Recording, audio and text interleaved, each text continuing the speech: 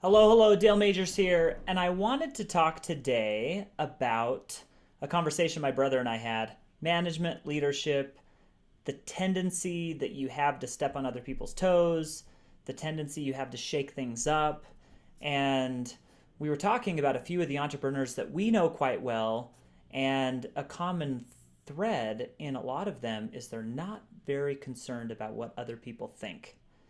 And it got me thinking, and so I made up the name of two cities or towns where they may be able to be from, and I thought of Blauville and Shaketown. So I say Blauville because at the end of the day, we all have the strong desire to kind of get in line and to go along with what other people think. And the reason I say that is, at least for me, when I was first running my company, I did a really great job at not worrying too much about what other people felt, what other people thought. I would step on people's toes. I would change things up frequently. I was okay to hear about a new initiative and just start it.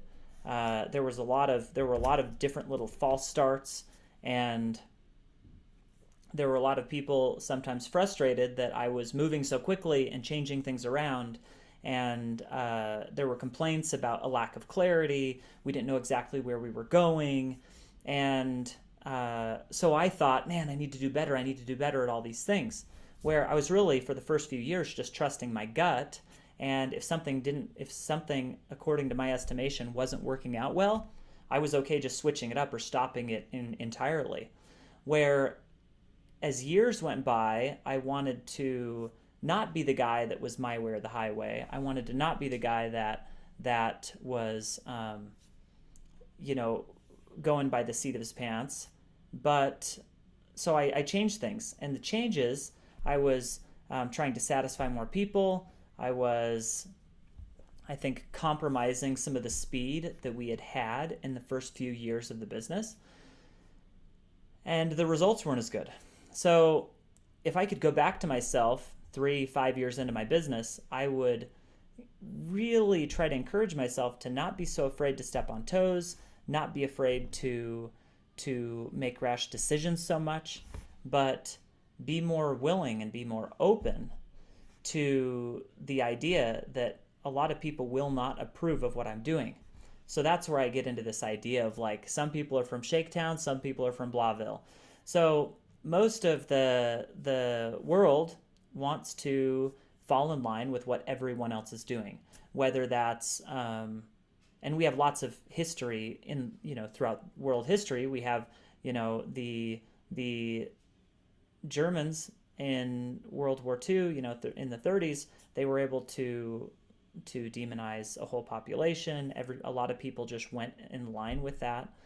And we had segregation here in the States, and people just went in line, even if maybe they felt differently inside. It was the popular view, so people kind of fell in line. We have history, we have stories, and from our whole, spotted throughout history, of times when people went along with something when they shouldn't have. And one of the fables that I like best is the Hans Christian Andersen, The Emperor Has New Clothes. And the quick story there is all of these very sly seamsters, or whatever they're called, were making clothes, but they weren't really making clothes. They were fake. Anyone that was worthy or of noble blood or whatever could see the clothes. So everyone, by their admission of not seeing the clothes, they thought that they weren't worthy. So they acted as if they saw them, and they faked in front of everyone else that they actually saw the clothes. So the king, who loves clothes, is wearing nothing as he walks down the street in front of all his subjects. And finally, a boy says, "He's not wearing any clothes." And then everyone else finally realizes, oh yeah, he's not wearing any clothes, and everyone was just faking it. So I think that we as a population are very easily inclined to go along with and accept what's comfortable, even if that's at the demise of what's best. So in a lot of businesses and companies that we're running, that same type of thing can happen, where we do what's comfortable. We're not really willing to admit the hard truth. And that's why I think it's so important to decide, if we're in a leadership position, are we are we the type of people that are willing to shake things up? That's why I say the whole Blahville Shaketown thing, right? So if we're the ones that are going to shake things up, we have to realize that we will be stepping on people's toes, and that we will be making people mad, and we will be causing a bit of a ruckus, but that is okay, because most people who are from Blahville are going to be shaken up quite easily, and they'll deal with it.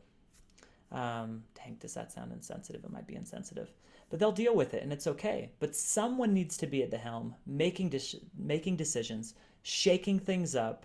And if I could, like I said, if I could go back to myself as a 28-year-old who'd been running this company for 5 years, I'd really try to pump myself up to be okay, stepping on toes and going my way, because I had a lot of context into how the business should work.